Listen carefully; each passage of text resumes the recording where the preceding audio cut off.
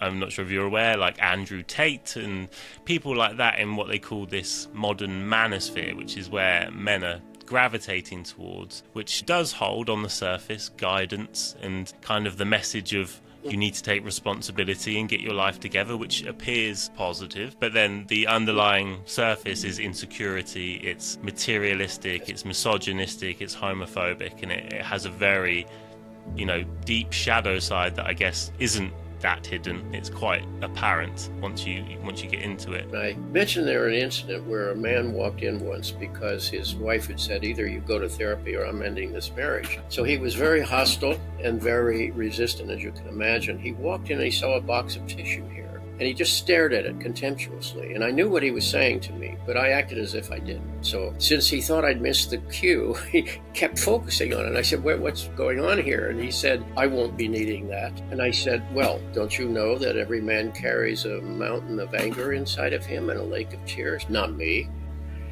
That's what he said. And I thought the prognosis isn't good here because he's afraid of a box of tissue. Seriously, it was like, you're not going to get me to look within. That's a jungle in there and I'm going to get lost in there. And he was very much into his macho presentation. And he only lasted 3 or 4 sessions because he just wasn't able to take the risk of looking within in terms of what was driving him.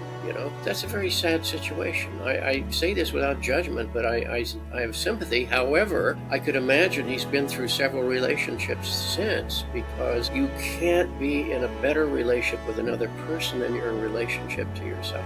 And wherever you're avoiding things or wherever you're caught in certain kinds of complexes, they're going to keep spilling into that relationship. So it's not narcissistic. It's the best thing you can do for relationship.